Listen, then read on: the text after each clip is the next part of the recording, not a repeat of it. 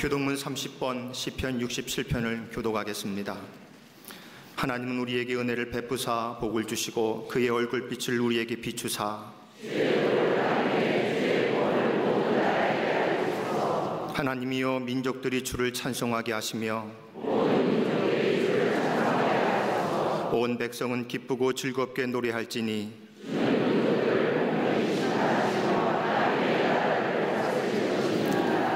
하나님이여 민족들이 주를 찬송하게 하시며 모든 민족으로 주를 찬송하게 하소서.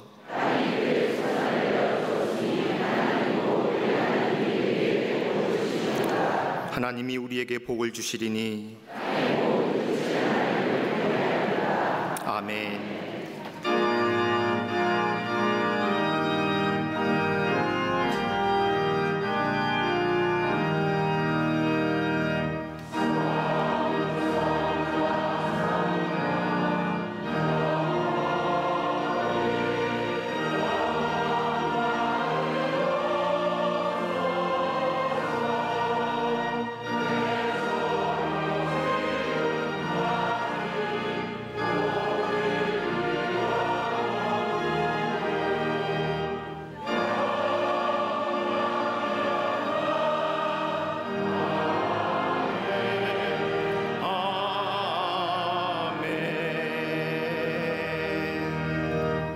전능하사 천지를 만드신 하나님 아버지를 내가 믿사오며 그 외아들 우리 주 예수 그리스도를 믿사오니 이는 성령으로 잉태하사 동정녀 마리아에게 나시고 본디오 빌라도에게 고난을 받으사 십자가에 못 박혀 죽으시고 장사한 지 사흘 만에 죽은 자 가운데서 다시 살아나시며 하늘에 오르사 전능하신 하나님 우편에 앉아 계시다가 저리로서 산자와 죽은 자를 심판하러 오시리라. 성령을 믿사오며 거룩한 공회와 성도가 서로 교통하는 것과 죄를 사하여 주시는 것과 몸이 다시 사는 것과 영원히 사는 것을 믿사옵나이다. 아멘.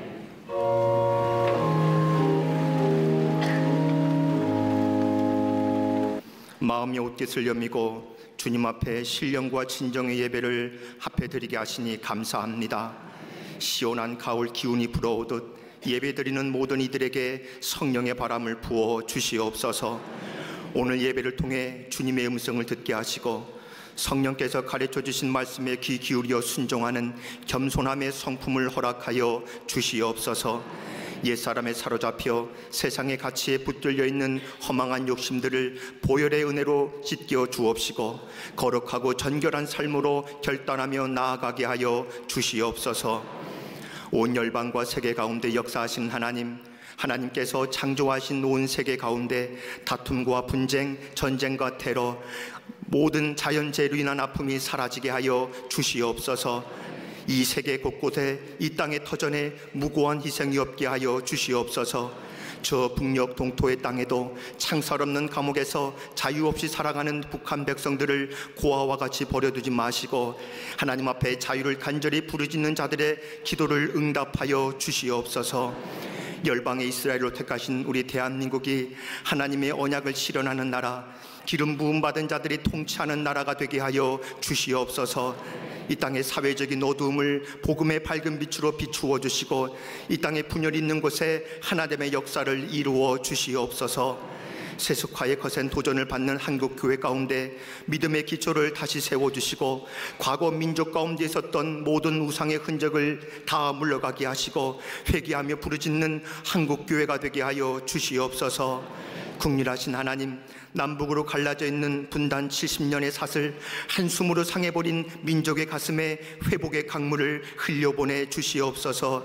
힘으로도 안 되고 능으로도 안 되지만 오직 주의 성령으로 험준한 상도 평지가 되듯 이 놀라운 통일의 영광을 보게 하여 주시옵소서. 교회의 머리가 되신 하나님, 65년 전 광림의 재단을 이 땅 가운데 세우사 지금까지 우리 민족과 한국교회 감리교단을 이끄는 선교자로 사용해 주신 것 감사합니다. 내가 이 반석 위에 내 교회를 세우리니 음부의 권세가 이기지 못하리라 친히 말씀하신 것처럼 광림재단을 주의 장중 가운데 지키시고 광림재단을 통하여 이 사회 구석구석 안일고와 참한 나태의 병들을 치료하여 주시옵소서. 진리가 도전받는 세속의 물결 속에서도 흔들리지 않는 자랑스럽고도 위대한 광림재단으로 서게 하여 주시옵소서. 온 교과 전도를 통해 구령의 열정을 쏟게 하시고 영혼구원의 역사가 부릴 듯 이 재단 가운데 나타나게 하여 주시옵소서. 20만 전도운동과 1천 선교회 5천 속회의 비전이 이 광림재단에 속히 이루어지게 하여 주시옵소서. 주의 복음의 비밀을 알아 열방은 치유하는 교회가 되어 예수 그리스도의 생명과 사랑, 복음의 진리를 온 세상 가운데 흘려보내는 축복의 재단으로 더 크게 사용하여 주시옵소서. 주께서 세우신 사회봉사관과 모든 기관들, 속회와 선교회가 용광로처럼 뜨거운 부흥과 역사가 있게 하시고 동과 서, 남과 북으로 세운 모든 지교회와 광림의 모든 해외 선교지가 더 큰 비전을 실현할 수 있는 능력이 넘치게 하여 주시옵소서. 이를 통해 헌신하는 광림재단과 광림의 모든 성도들에게 축복의 통로가 되어 마중물의 은총으로 이어지게 하여 주시옵소서.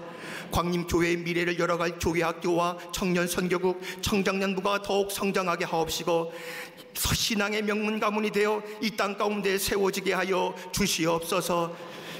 지난 시간 전교인 여름 수련을 통해 혼탁한 세상 속에 빛의 자녀로 거듭나게 하시니 감사합니다. 그 성령의 뜨거움과 임재를 모든 성도들 가슴속 깊이 마음속에 끌어안고 이 세상 변화의 주인공들이 다 되게 하여 주시옵소서. 한국교회의 거장으로 세우신 감독님, 영적인 능력과 갑절의 영감을 도하여 주시옵소서. 꿈꾸셨던 모든 선교의 비전들이 이루어지고 하나님의 나라가 더욱 확장되는 역사를 감독님의 발걸음을 통하여 이루어지게 하여 주시옵소서.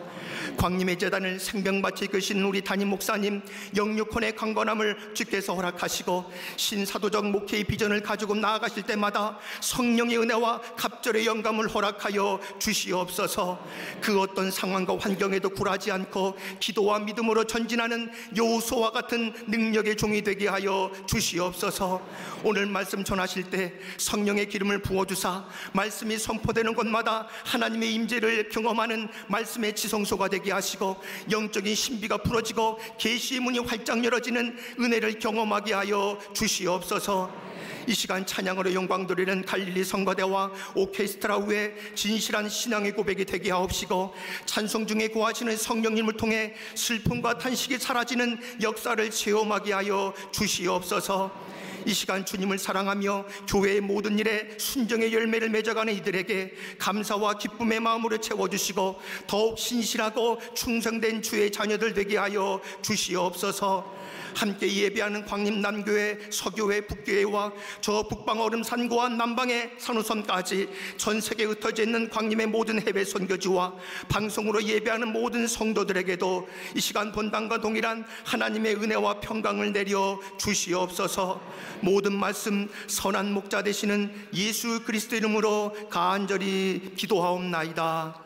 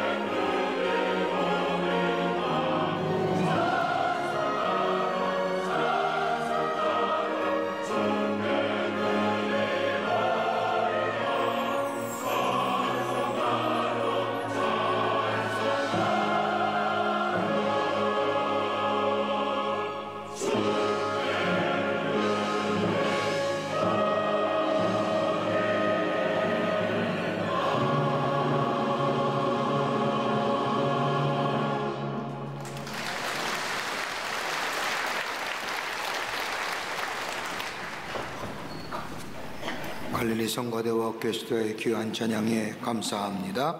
고맙습니다. 우리 인간은 오감, 즉 보는 것, 진 시각과 듣는 청각, 냄새를 맡는 후각과 맛을 보아야 하는 미각, 그리고 냄새를 맡는 후각인 오감을 가지고 지각하고 그리고 정보를 편집하여 새로운 것을 만들어 낸다고 합니다. 쉬운 말로 표현하자면 인간은 오감으로 받아들인 정보를 그대로 받아들이는 것이 아니라 끊임없이 새로운 것으로 만들어내며 사는 삶이 바로 우리네 인간의 삶이라는 겁니다. 그 오감 가운데 제일 마지막까지 남아있는 것이 있다고 한다면 바로 청각입니다. 눈도 보지 못하고 의식도 없는 것 같지만 듣고 있다는 겁니다. 인간의 정보 또한 보는 것보다 듣는 것을 가지고 정보화하는 경우가 많이 있습니다. 우리 옛 선조들은 저 우물터나 빨래터에서 들은 것 가지고 정보화하여 산다던 것을 우리는 익히 알 수가 있습니다. 그뿐입니까? 사람이 마지막을 맞이할 때에 가족이나 친척들이 임종을 맞이한 사람의 귀에 대고 말하는 것을 볼 수가 있습니다. 그 일은 다름이 아니라 마지막까지 남아있어 활동하는 기간이 바로 듣는 청각이라는 기능입니다. 눈은 감았다가 떴다 하지만 때는 보기도 하고 못 보기도 하지만은 귀는 막히는 일이 없습니다. 귀는 항상 열려져 있습니다. 그러기에 끝까지 귀에다 대고 이야기하는 것, 다른 말로 말하면 듣는 것보다 소중하신 것이 없다는 증명일 겁니다. 유대인의 신앙 전통을 보면 그들은 입으로 하나님의 말씀을 낭독하고 암송하는 말씀을 들음으로써 말씀을 익혔습니다. 유대 총선들을 보면 어려서부터 하나님의 말씀을 암송하고 큰 소리로 낭독합니다. 큰 소리로 읽는다는 것은 읽는 것으로 그치는 것이 아니라 읽음으로 인하여 말씀을 듣습니다. 그리고 말씀을 암송한다는 것은 암송하여 다시 한번 계속해서 반복하여 생각하면서 그 뜻을 헤아린다고 할 것입니다. 그러기에 말씀을 읽는다는 것은 지각의 경험이고 소리를 음성으로 바꾸어 귀로 전달하는 것입니다. 우리가 구약 성서를 읽을 때마다 여호와께서 말씀하시되라는 말씀을 자주 접합니다. 이 말씀은 하나님이 지금 말씀하시니 들으라는 겁니다.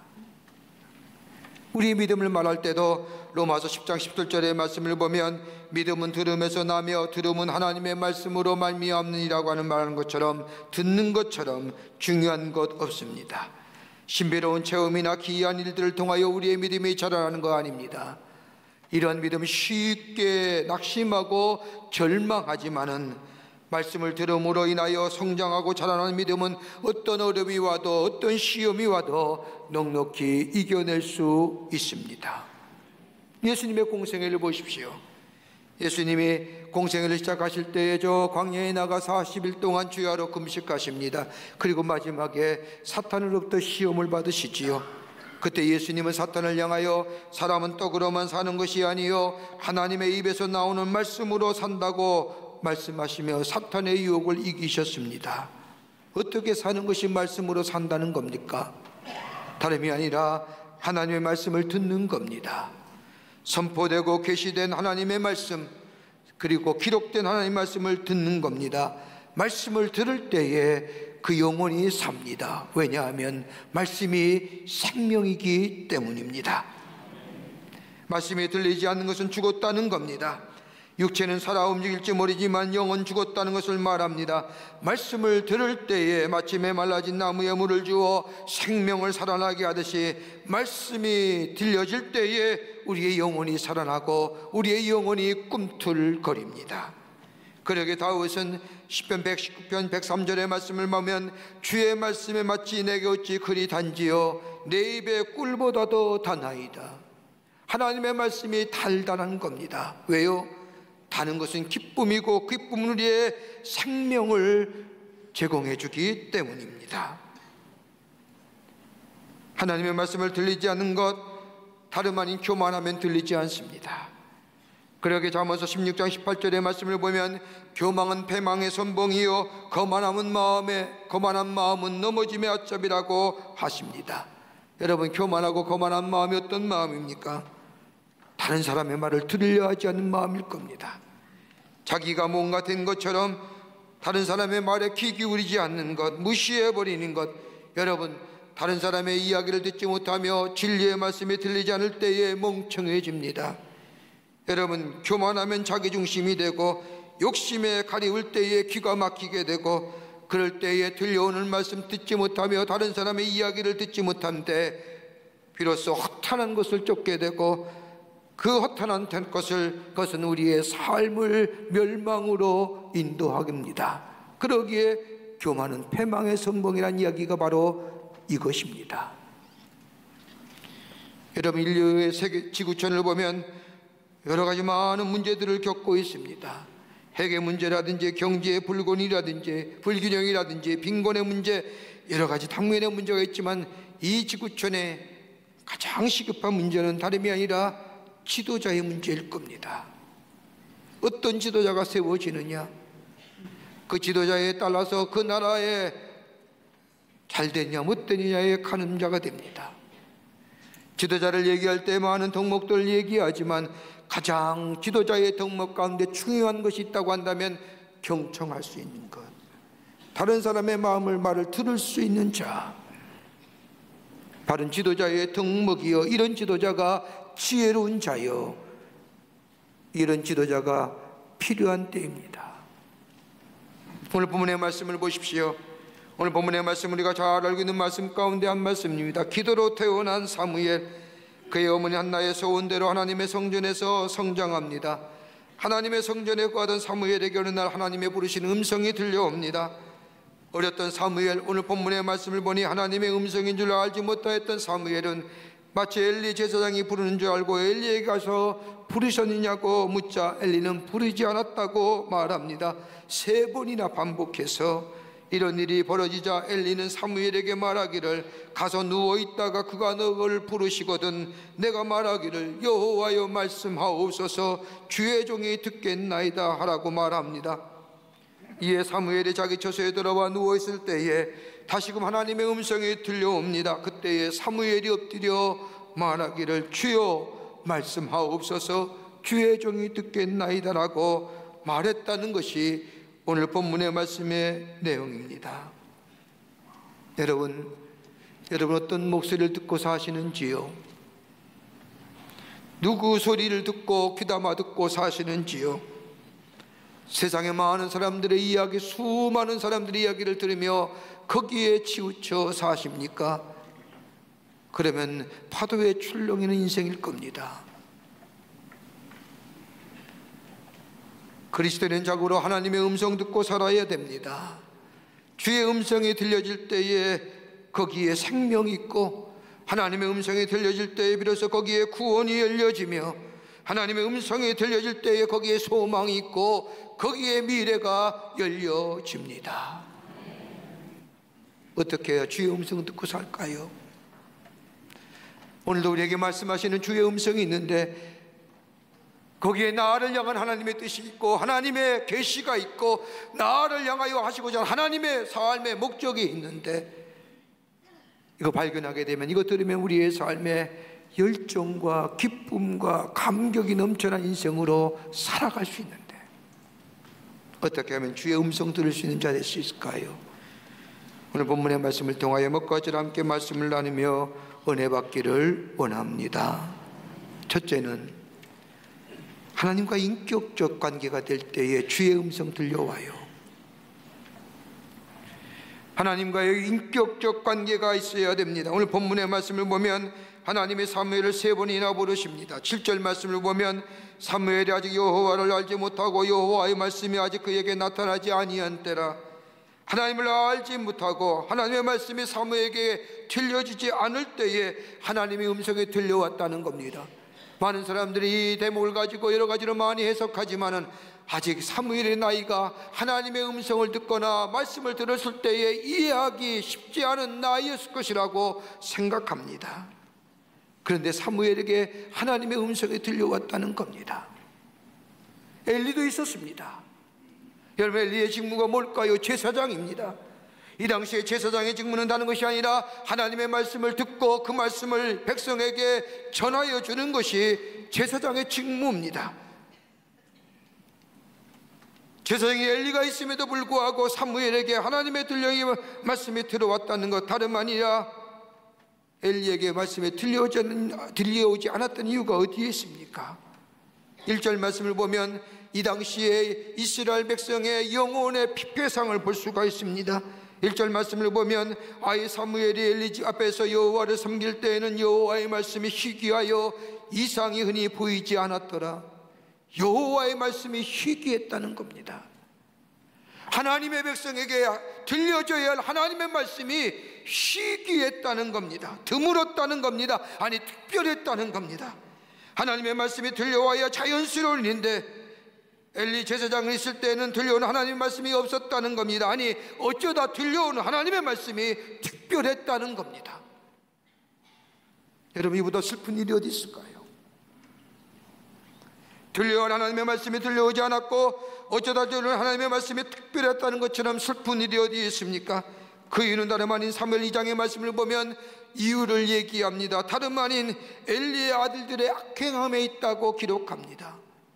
여러분, 엘리의 아들 홈니와 비느하스 두 아들의 악행함 때문에 하나님의 말씀이 들려오지 않았을까요? 그건 아닐 겁니다. 이스라엘 백성의 하나님의 목전 앞에서 죄를 행했습니다. 악을 행했지요. 얼마나 많은 악이 자행되었는데 그 중에 대표적으로 엘리와 엘리의 아들인 홈니와 비느하스의 두 아들의 악행을 드러내므로 온 이스라엘 백성의 죄악성을 이야기하는 겁니다.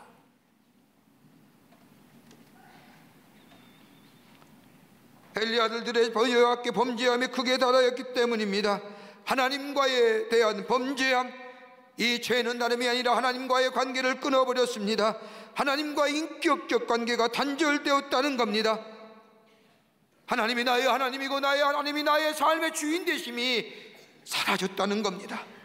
그러기에 어려우고 힘들 때마다 하나님을 향하여 쪼르르 달려가며 하나님 나를 도우셔서라고 얘기하는 저 블레셋과 저 다른 나라의 사람이 섬겼던 이 우상과 같은 레벨로 하나님을 내려놨다는 겁니다. 나의 하나님, 나의 삶의 주인 되시고 나의 인도자가 되시며 나의 모든 것이 되어주시는 인격적인 하나님과의 만남이 아니라 어렵고 힘들 때마다 쪼르르 달려가서 머리를 조아리며 저 아세라 목상이나 몰락의 시처럼 하나님을 그 우상과 동일시했다는 거예요. 그러니 하나님의 음성 들려오는 것이 드물죠.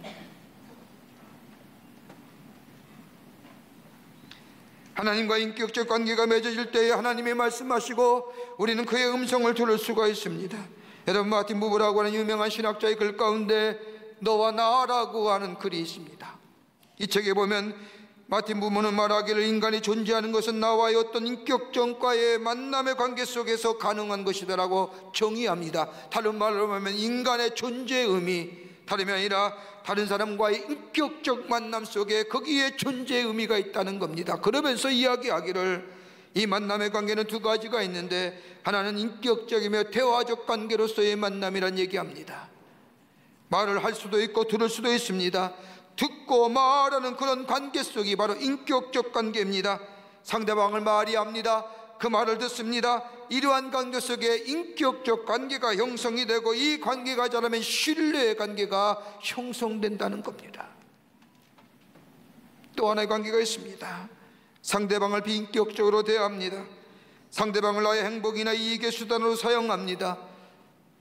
여기에는 관계의 단절 가져옵니다. 여러분, 당연한 거 아닙니까? 상대방이 나를 이용하여 뭔가 이익을 취하려는 것 처음은 몰란다 할지라도 시간이 지나면 압니다. 이러한 관계는 신뢰와 믿음의 관계가 깨집니다. 더 나아가 나의 나됨의 존재가 상실됩니다. 여러분, 창세기에 나오는 말씀 보십시오. 아담과 하와가 하나님이 따먹지 말라는 선악과를 따먹습니다. 그리고 부끄러움을 하다 자기의 치부를 가리고 저 숲을 속에 숨었습니다. 그때 하나님이 아담을 찾으십니다. 아담아 내가 어디 있느냐, 아담아 내가 어디 있느냐. 혹자는 이 말씀을 들을 때마다 하나님이 아담의 범죄함을 정죄하시기 위하여 아담을 찾으신다고 할지 모르지만은 아닙니다. 하나님이 아담아 내가 어디 있느냐라고 이 부르심은 다름이 아니라 다시 한번 저들의 죄에서 돌이켜 하나님과의 인격적 관계를 맺기 원하시는 하나님의 부르심이라는 겁니다.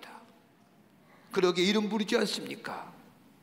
아담아 내가 어디 있는지 아는 거예요.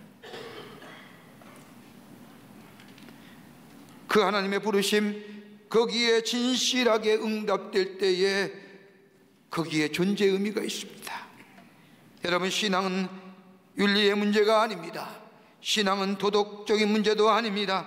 신앙은 하나님과 인격적 관계가 먼저 맺어져야 합니다. 그럴 때에 하나님이 나의 주인 되시고 나의 삶의 모든 것 되심을 인정할 때에 비로소 주의 음성이 우리 가운데 들려옵니다.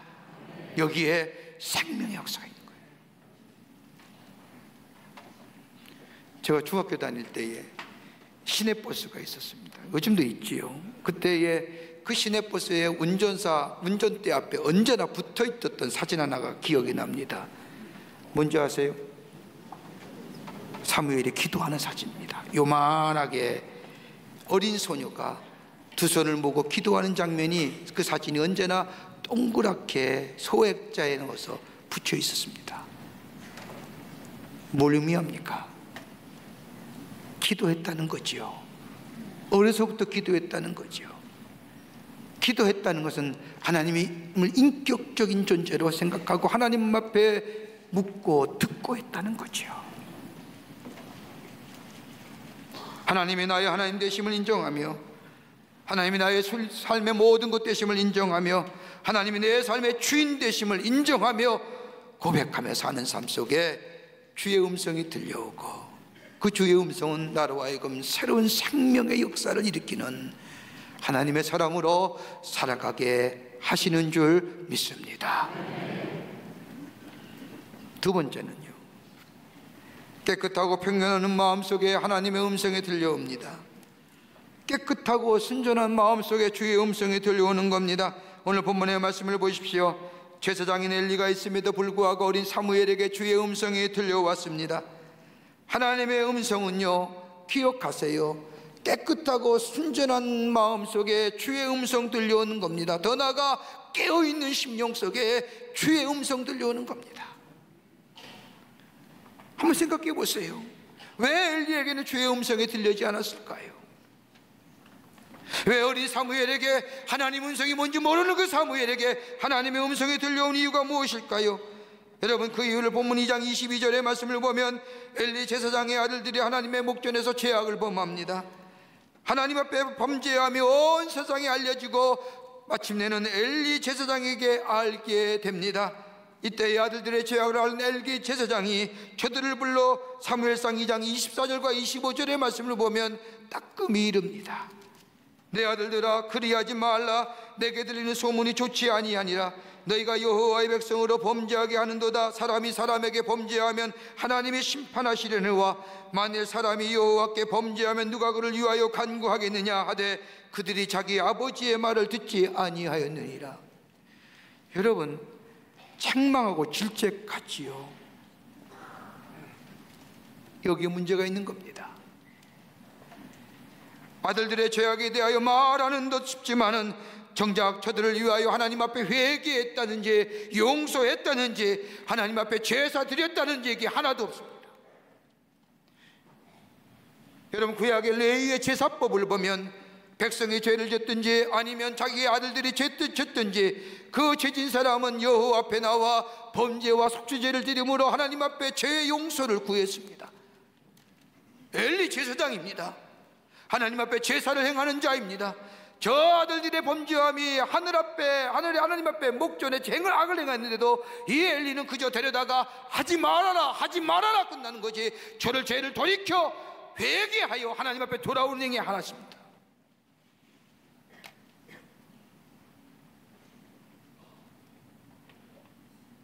죄악에 대하여는 지적하였는지 모르지만은 적극적으로는 저들의 죄악에 대하여 하나님 앞에 용서 구하지 않습니다.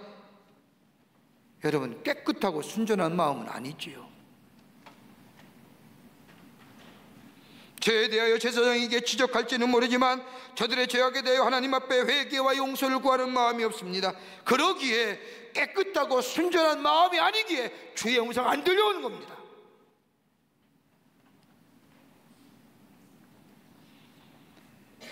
제사장 의복은 갖추었는지 모르지만은, 제사장으로서 이 예법을 알고 있었는지 모르지만은 하나님 앞에 온전하고 깨끗하고 깨어있는 마음이 아니기에 하나님의 음성이 그에게 들려오지 않는 겁니다. 여러분, 기억하세요. 하나님의 음성은 깨끗하고 순전하고 깨어있는 마음 속에 주의 음성 들려옵니다.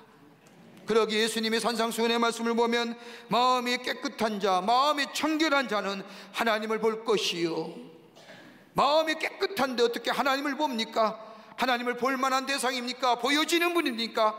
다른 말이 아니라 하나님을 본다는 것은 다른 의미로 말하면 하나님의 음성이 들려옵니다. 여러분, 마음이 깨끗하다는 게 뭘까요? 성경에 나타난 마음은 한 인간의 내면을 가리키는 말입니다. 우리는 마음이란 한 단어로 인간의 내면의 것들을 다 표현하지만은 엄밀하게 말하면 우리가 말하는 마음에는 두 가지 것이 내포되어 있습니다. 하나는 다름이 아니라 영어로 표현하면 마인드라고 해서 인간의 지적인 능력을 작용할 때 쓰여지는 것이 마음입니다. 이 안에는 이해력과 사고력이 내포되어 있는 지적인 능력, 이걸 가리켜서 마인드, 마음이라 얘기합니다. 또 하나 있지요. heart라고 하는 거예요. 이것 또한 마음입니다. 똑같은 의미에서의 마음이란 말은 같지만 의미세는 엄밀하게 다릅니다. heart라고 하는 표현되는 이 말은 인간의 전체를 얘기하는 겁니다. 지정의라고 얘기하는 겁니다. 여러분 보세요.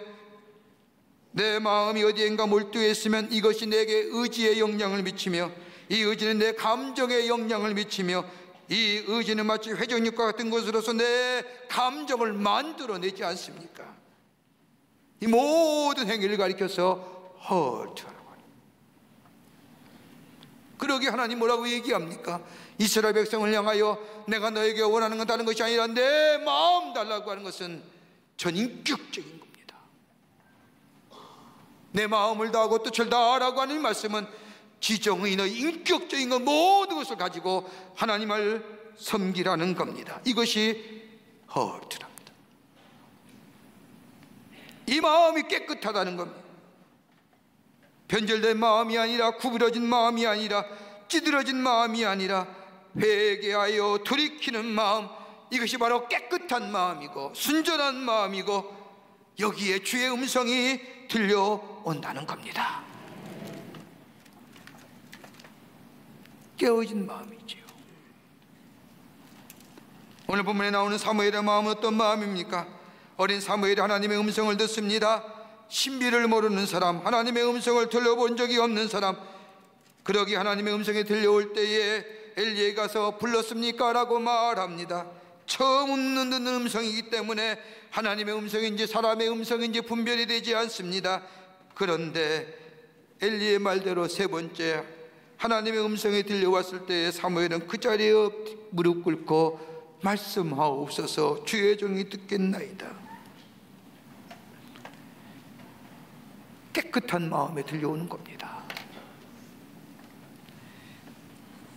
누가복음 10장 38절 이하의 말씀을 보면 예수님께서 마르다와 마리아의 초대를 받으셔서 그녀들의 집에 들리셨습니다.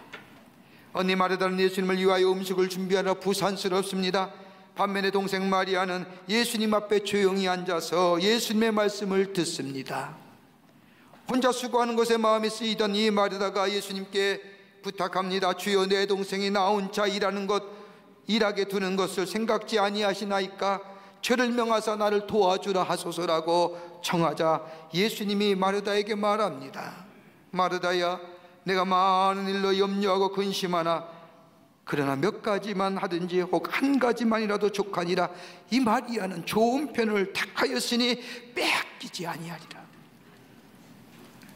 말씀을 듣을 수 있다는 게 뭐예요? 깨끗한 마음이 아니고 순전한 마음이 아니면 하나님의 말씀 들을 수 있습니까? 깨어있는 영이 아니면 하나님의 말씀 들을 수 있냔 말입니다. 우리 교회는 그런 분이 아니 계시지만 가끔 바깥에 나가서 다른 교회 가서 이 말씀을 전할 때 보면 제일 눈살 찌푸려지는 장면이 하나 있습니다. 떡하니 팔짱을 끼고 비스듬히 앉아서 눈 감고 듣는 겁니다. 그런 인간은 안 왔으면 좋았을 텐데 마치 모든 거 다 아는 것처럼 눈 감은 거 자는 거지요. 듣는 겁니까? 어찌 그에 하나님의 말씀이 들려옵니까? 하나님의 음성을 들을 수 있다는 겁니까? 눈 뜨고 집중해도 시원치 않는데 눈 감고 있으니 잡다한 생각이 머리에 온갖 들어가 있죠. 나에게 하나님의 말씀 발견하지 못하잖아요. 나를 향한 하나님의 뜻이 무엇인지 알지 못하니 헤매고 다니잖아요.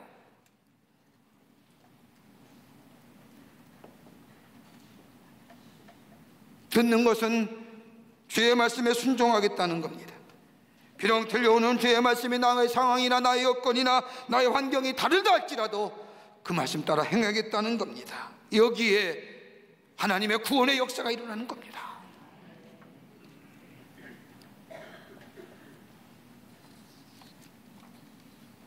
그러게 엘리 보세요. 어떻게 죽습니까?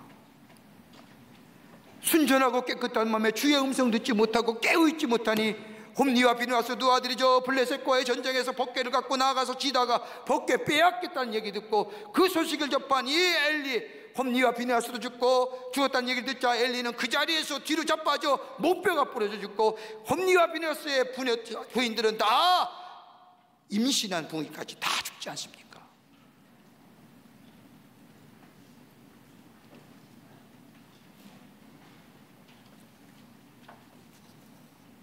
주의 음성 들려올 때요, 거기에 구원의 역사가 일어나는 겁니다. 깨끗하고 순전한 마음에 영적으로 깨어있을 때, 오늘도 우리를 향하여 아담아 우리의 이름을 부르시며 찾는 주님 앞에 나와서 하나님이 나의 하나님이라고 고백하며 주인이 하나님이 나의 주인 되심을 고백하는 자, 거기에 주의 음성이 들려오고 거기에 우리의 구원의 역사가 일어납니다. 끝으로 들려오는 하나님의 말씀에 우리의 미래가 있습니다. 들려오는 하나님의 말씀에 우리의 미래가 있다는 겁니다. 오늘 본문의 말씀을 보십시오.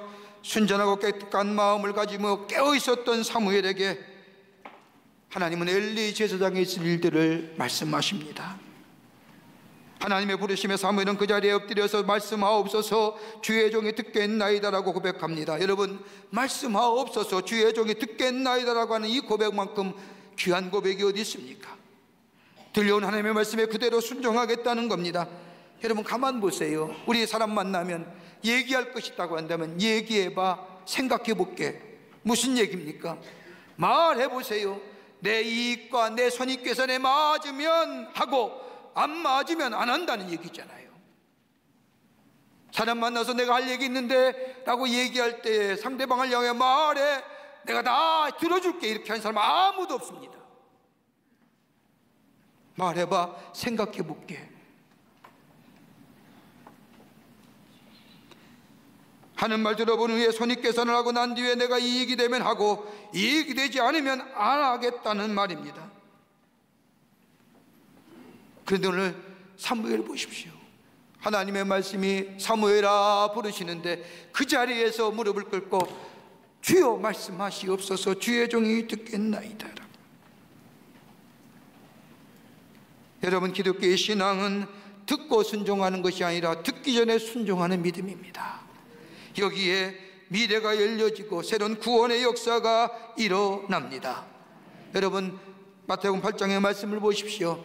백부장이 하루는 예수님께 나와서 자신의 하인 중풍병을 고쳐달라고 말합니다. 예수님이 가버나움에 있을 때에 이 백부장이 나와 고쳐달라고 하자 예수님께서 이 백부장의 집에 가서 고쳐주겠다고 하자 이 백부장이 예수님을 가로막으며 말합니다. 말씀만 하시옵소서. 그러면 내 하인이 낫겠습니다. 말씀만 하세요. 내 하인이 낫겠습니다. 이러자 예수님은 백부장의 그 모습을 보며 크게 칭찬하시며 이스라엘 가운데 내가 이만한 믿음을 내가 만나보지 못했느라고 칭찬하시며 내 믿음대로 될지어다라고 말씀하시며 이 백부장의 하인의 병을 고쳐주십니다. 여러분, 왜 예수님은 이 백부장 이 믿음을 칭찬하셨을까요? 그가 교리를 많이 알아서, 그 성경을 많이 알아서 그 시가 메시아의 대망사상을 깨닫고 있어서? 아니에요. 말씀만 하세요. 내 하인이 낫겠습니다. 순종의 믿음이지요. 말씀만 하세요. 제가 듣겠습니다. 제가 행하겠습니다. 같은 명령이지요. 그러게 사무엘상 15장 32절의 말씀을 보면 순종이 제사항해보다 낫고 듣는 것이 수양의 기름보다 나으니라 하지 않습니까? 듣게 될 때에 우리의 미래가 열려지는 겁니다. 오늘 본문의 말씀을 보세요. 하나님의 음성을 듣더니 사무엘, 주여 말씀하시옵소서, 내가 듣겠나이다, 순종하겠습니다 라고 고백한 이 사무엘에게 하나님은 엘리 제사장의 가문의 멸망에 대하여 말합니다.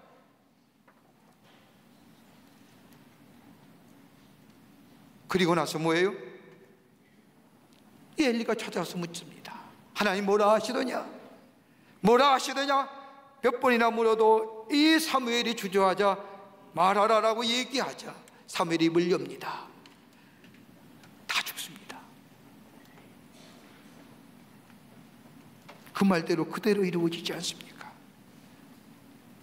아들이 죽지요. 법궤가 빼앗기지요. 엘리도 죽지요. 가문이 무너지는 겁니다. 그렇게 사무엘상 3장 11절의 말씀을 보면 여호와께서 사무엘에게 이르시되 보라 내가 이스라엘 중에 한 일을 행하리니 그것을 듣는 자마다 두 귀에 울리리라. 얼마나 놀라운 사실인지, 얼마나 충격적인 이야기인지 두 귀가 울린다는 겁니다.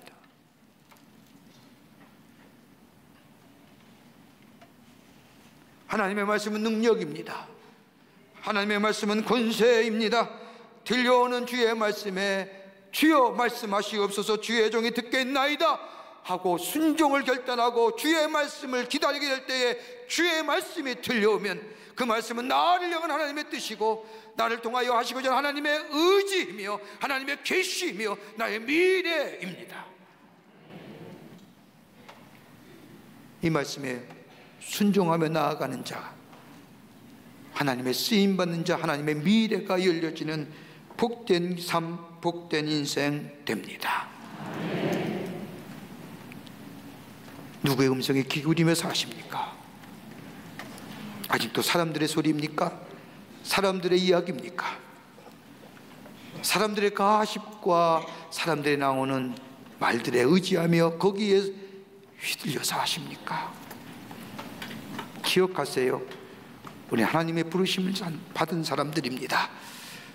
하나님이 나의 하나님이 고백하며 하나님 나의 주님이심을 고백하며 깨끗하고 순전하고 깨어있는 영이 되어 주님 앞에 엎드리게 될 때에 주의 음성 들려오며 그 음성은 나를 구원의 길로, 나에게 영원한 생명의 길로, 내게 소망의 길로, 내 미래로, 하나님이 원하시는 미래로 우리의 삶 인도해 주시는 줄 믿습니다.